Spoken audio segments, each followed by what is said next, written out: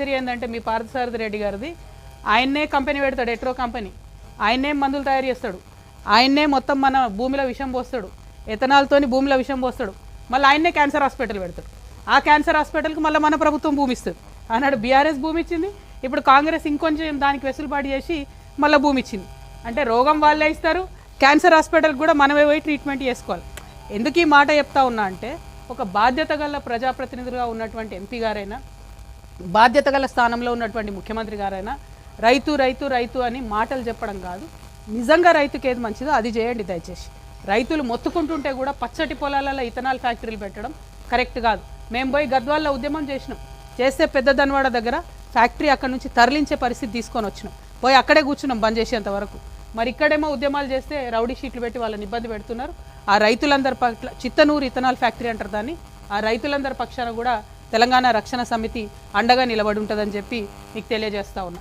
ఇంకొక మాట, ముఖ్యమంత్రి గారు ఇక రైతులు యూరియా వస్తలేరు అన్నది మర్చిపోవాలి, బోనస్ ఇస్తలేరు అన్నది మర్చిపోవాలి, అప్పుడో ఇప్పుడో రైతు బంద్ వేస్తున్నారన్న విషయం మర్చిపోవాలి. కాబట్టి కాళేశ్వరం ఇష్యూ తీసుకొచ్చి ముంగట పెట్టి దాన్ని డైవర్ట్ చేసే ప్రయత్నం చేసిరు.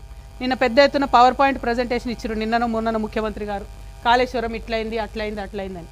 నిజంగా కూడా నేను ఇవాళ కూడా చెప్తున్నా, సాధికారికంగా చెప్తా ఉన్నా, మన ముఖ్యమంత్రి గారికి ఆఫీసర్లు చెప్పింది చెప్తారు తప్పితే నీటి మీద అవగాహన ఉన్నట్టు నాకు అనిపిస్తలేదు. ఎస్, నేను ఛాలెంజ్ చేసి అవునయ్యాల, ఇరిగేషన్ మంత్రి గారు మాట్లాడతారా, ముఖ్యమంత్రి గారు మాట్లాడతారా, కన్నెపల్లి పంప్ హౌస్ ద్వారా మేడిగడ్డ బ్యారేజ్తో సంబంధం లేకుండా కరెక్ట్ ఒక 1/2 కిలోమీటర్ చిన్న రాక్ గోడ కడితే, రాళ్ళ గోడ కడితే డైరెక్ట్గా నీళ్లు అన్నారం పోతాయి, సుందిల పోతాయి, అక్కడ నుంచి ఎల్లంపల్లికి పోతాయి, అక్కడ నుంచి మిడ్మానేర్కి పోతాయి, మిడ్మానేర్ నుంచి ఎస్ఆర్ఎస్పీకి పోతాయి, పునరుజ్జీవన పథకానికి పోయేటి అవి అటు పోతాయి, మా నిజాం సాగరు, మా మల్లన్న సాగరు, కొండపోచమ్మ సాగరు వాటన్నిటికి వచ్చేటి అవి వస్తాయి, నల్గొండ దాకా కాకతీయ కెనాల్ల నీళ్లతోని టోటల్ ఒక 30 lakh వాటికి కూడా వాటర్ పంపించేటటువంటి అవకాశం ఉంటుంది. కానీ కేవలం అవగాహన రాహిత్యంతో, అహంకారంతో, అవినీతి మరకలు పాత గవర్నమెంట్ మీద వేయాలన్నటువంటి దుగ్ధతోని ఇంతమంది రైతులు ఇన్ని లక్షల ఎకరాలను ఎండబెడతా ఉన్నారు ముఖ్యమంత్రి గారు. ఇది కరెక్ట్ కాదు.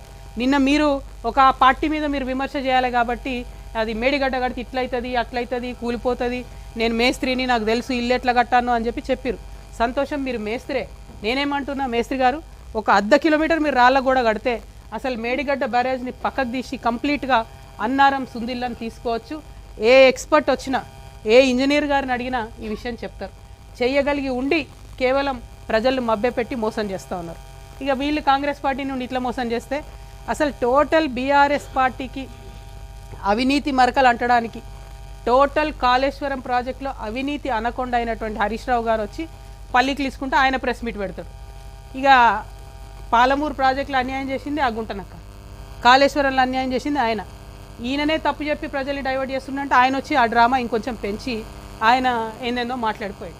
నేను అంటున్నా కదా, అదే గుంటనక్కను ఎవరి వల్ల అయితే అవినీతి జరిగిందో ఆయననే ముందట పెడుతున్న బీఆర్ఎస్ పార్టీ ఈ జన్మల బాగుపడదు, ఈ జన్మల అధికారంలోకి రాదు. ఇవాళ అవినీతితో కూరుకుపోయి ఉన్నటువంటి విషయాన్ని బయట పెడతా ఉన్నా నేను చాలా స్పష్టంగా. వీరొక్కరే కాదు, నిన్న మొన్న కూడా చూస్తూ ఉన్నాం, చాలా విషయాలు బయటకు వచ్చినాయి.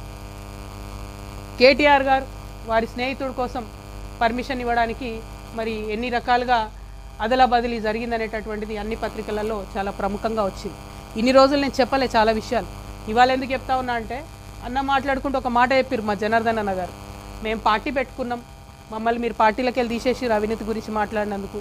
నేను ఆగిపోలేదు కదా, నేను సాగాలి కదా, ప్రజల మధ్యలో ఉండాలనుకుంటున్నా. నేను నా పార్టీ పెట్టుకున్నాను, ఎలక్షన్ కమిషన్ పోయినాను, నా పని నేను చేసుకుంటున్నా. సంవత్సరన్నర కాలంగా ఒక 6 నెలలు, ఫస్ట్ 6 నెలలు చెప్పాలి ప్రజలకు కాబట్టి మీ గురించి చెప్పి వదిలేసి తర్వాత నేను ప్రజా సమస్యలు మాట్లాడుకుంటూ వెళ్తున్నా. కానీ వాళ్ళు మాత్రం ఎలక్షన్ కమిషన్కి 1000 కంప్లైంట్స్. మరి భయం లేదన్నారు కదా, నేను పార్టీ పెట్టుకుంటే మీకు ఇబ్బంది లేదన్నారు కదా, మేము అడిగిన ప్రశ్నలకు ఇంతవరకు జవాబు చెప్తలేరు కదా, మరి ఎందుకు ఈ చాటుమాటు వెన్నుపాటు వ్యవహారాలు? ఎవరన్నా మీలాంటి పత్రికా మిత్రులు మా వార్త రాస్తే సిగ్గు లేకుండా గుంటనక్క ఫోన్ చేసి ఎందుకు వేస్తున్నారు వార్తలు ఏకండి. అదేవిధంగా ఇంగ్లీష్ మాట్లాడతాడు కేటీఆర్ సార్ కాబట్టి ఇంగ్లీష్ వాడు ఎవడన్నా వార్త వేస్తే ఢిల్లీకి ఫోన్ చేసి ఎందుకు వేస్తారని నేను అడుగుతాడు ఇంగ్లీష్లో, వాళ్ళు ఫోన్ చేసి చెప్తారు నాకు. ఇంత సిగ్గులేని వ్యవహారం ఎందుకు? ఒక ఆడబిడ్డగా నేను చాలా ధైర్యంగా ప్రజల మధ్యలో ఉంటాను, నేను వెళ్తున్నా. ఆంబోతుల్లాగా అడ్డగాడిదల్లాగా ఎందుకు నా కాళ్ళల్లో కట్టెలు పెట్టే పనులు చేస్తున్నారు నాకు అర్థమవుతలేదు. ఏం అవసరం ఉంది మీకు? ఒక్క ప్రశ్న కన్నా సమాధానం చెప్పిరా నేను అడిగిన వాటికి? ఇంకా నేను ఎక్కడ కూడా పర్సనల్ ఇష్యూస్ మాట్లాడను కూడా నా ప్రాణం పోయినా. కానీ ఆ బీఆర్ఎస్ పార్టీలో వీళ్ళిద్దరూ జోడెడ్లలాగా నడపాల్సిన వాళ్ళు ఇద్దరు కూడా దున్నపోతుల్లాగా ప్రజల ఇష్యూలు మర్చిపోయి కేవలం అవినీతి ఇష్యూస్ మాట్లాడడం, ఇప్పటికి కూడా అడ్డగోలుగా అవినీతి పరులను కాపాడడం. మొన్న నేను ఉద్యమకారుల పక్షాన పోయి అక్కడ ఉద్యమం చేస్తున్నా అండి. ఏం డ్రామా చేసిండ్రు కాంగ్రెస్ బీఆర్ఎస్ కలిసి? అంటే మీకు ఆ పూటకు నన్ను ఆపడానికి, ఉద్యమకారుల వార్తలు రాకుండా ఉండడానికి అయితే కాంగ్రెస్తో జతగడతాడు, అయితే బీజేపీతో జతగడతారు. ఏముంటుంది నీతి నియతు న్యాయం ఏముండదా? ఒక పార్టీకి ఒక లైన్ ఉండదా? ఏంటది డైరెక్షన్లెస్గా పోయి అక్కడ డ్రామా. ఆయన గుంటనక్క కింద పడ్డాడట, ఈయన పోయి ఆయనను పరామర్శించిండట. ఆ ఏడ కింద పడ్డాడో ఏమైందో అసలు ఎంత విచిత్రం అంటే ఆ రోజంతా మీరు చూస్తే ప్రతి ఒక్కరికి ఫోన్లు చేసి మీరు ఉద్యమకారుల వార్తలు వేయొద్దు. ఎందుకు వేయొద్దు? వచ్చేదా తెలంగాణ ఉద్యమకారులు లేకపోతే? మీరు మాట్లాడతలేరు. నేను ఒత్తిడి తెస్తున్నా కాంగ్రెస్ ప్రభుత్వం మీద ఉద్యమకారులకు ఇచ్చిన మాట చేయాలని. మీకేం ప్రాబ్లము? మీరెందుకు అడ్డుపడతాను? ఎస్, ఇవాళ అడుగుతా ఉన్నా నేను. 1400 కోట్లు ఇవాళ బీఆర్ఎస్ పార్టీ అకౌంట్లు ఉన్నాయి కదా, అవి క్విట్ ప్రోకి కింద వచ్చినాయి కాదా? అవినీతి సొమ్ము కాదా? ఆంధ్ర కాంట్రాక్టర్లు ఇచ్చినాయి కాదా? పంచండి. అవినీతి సొమ్ము అంతా కూడా అమరవీరుల కుటుంబాలకు పంచండి. కుటుంబానికి ₹1 పంచండి.